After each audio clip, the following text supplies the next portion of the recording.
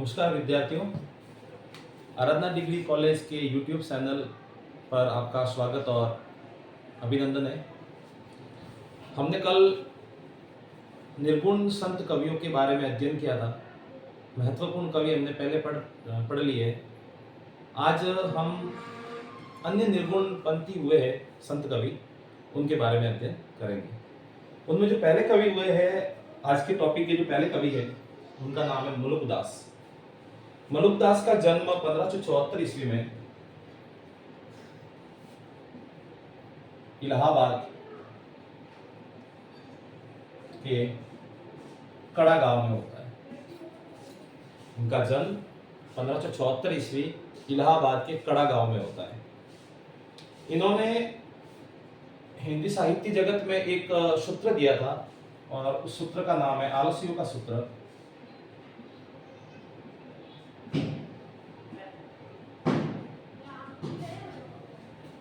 और इन्होंने आलसियों को एक समर्पित दोहा भी कहा है, उसी को सूत्र कहा गया है।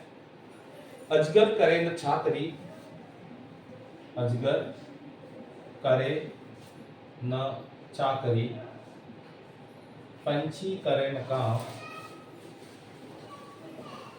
पंछी करे न काम,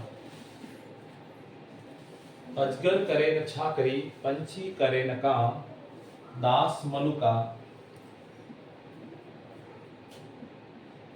कह गए अपने दाता।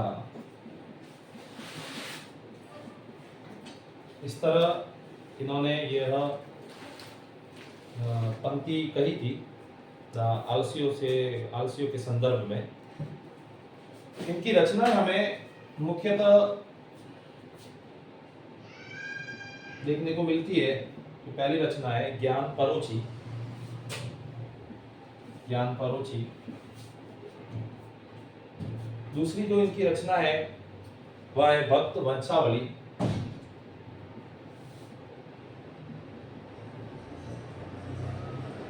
तीसरी इनकी रचना है भक्त विरुदावली।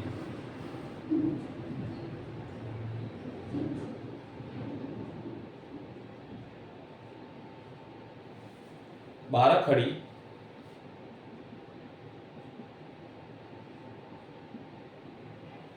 ज्ञानबोध।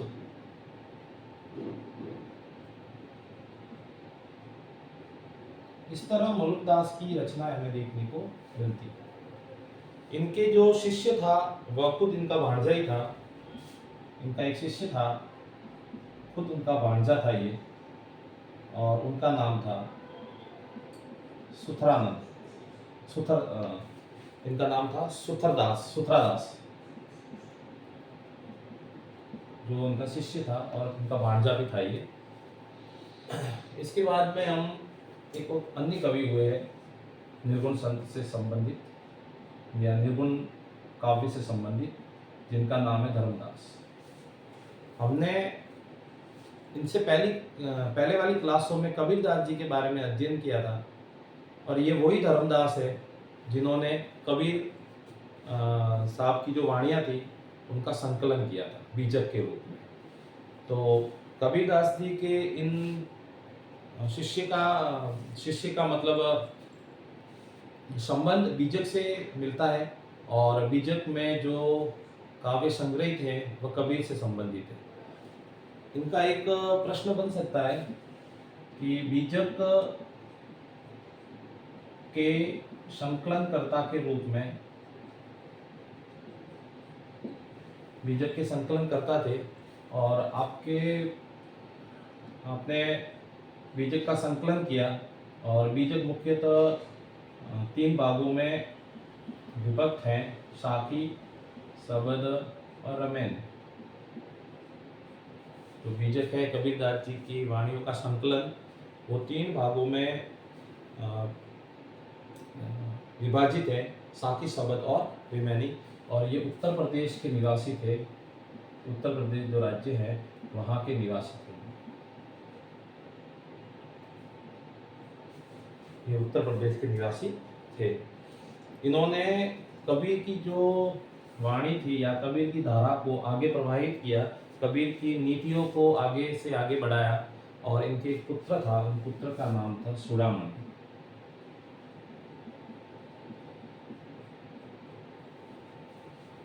आगे वो संत कवि जो हुए हैं निर्गुण काव्य धारा से संबंधित, हरिदास निरंजन।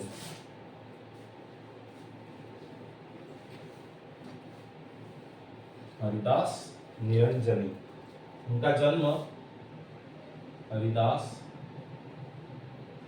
निरंजनी। आज का हम तीसरा कवि पढ़ रहे हैं, हरिदास निरंजनी, और इनका जन्म 1455 ईस्वी राजस्थान में होता है। 1455 ईस्वी राजस्थान में होता है इनका जन्म। ये निरंजनी संप्रदाय के प्रवर्तक हैं।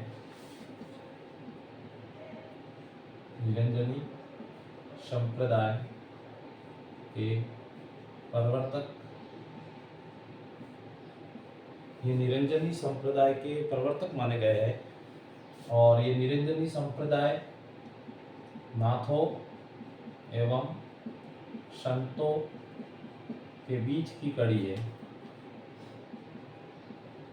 नाथों और संतों के जो बीच की कड़ी है वो निरंजनी संप्रदाय है। इनकी जो रचनाएं है वह हमें मुख्यतः तीन देखने को मिलती है। रचनाएं, इनकी जो रचना है मुख्यतः हमें 2-3 देखने को मिलती है। अष्टपदी, अष्टपदी पहली रचना। अगर दूसरी रचना अगर कहे तो पूजा जोग ग्रंथ।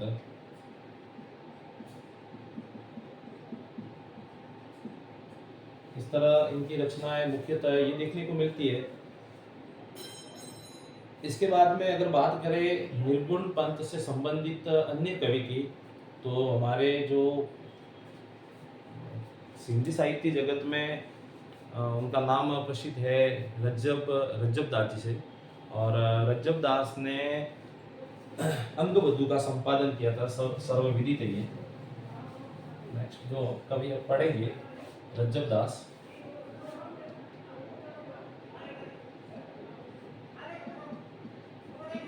ये अंगवधु के संकलन करता थे। अंगवधु के संकलन करता रज्जब दास जी थे। इनकी रचना है सबग्गी। रचनाएं हैं, पहली रचना है सबग्गी। सबग्गी इनकी पहली रचना मिलती है देखने को। और इनके जो संपादन मैंने आपको बता दिया, इन्होंने एक संपादन किया था और वो अंगवधु के नाम से करते हैं। ये ताउम्र दूल्हे के वेश में रहने वाले संत कवि हुए हैं। यानी उम्र भर दूल्हे के वेश में रहने वाले संत कवि, उम्र भर दूल्हे के वेश में रहने वाले ये जो संत कवि हुए हैं, इनकी पंक्ति ये सृष्टि वेद है, संसार पुराण है। इनकी पंक्ति हमें देखने को मिलती है, ये सृष्टि वेद है, संसार है, वो पुराण है। इस तरह हमने आज 4 निर्गुण संत कवियों के बारे में अध्ययन किया। इनसे रिलेटिव, उनकी रचनाओं से रिलेटिव परीक्षा में प्रश्न पूछे जाते हैं। आज की क्लास में इतना ही। धन्यवाद।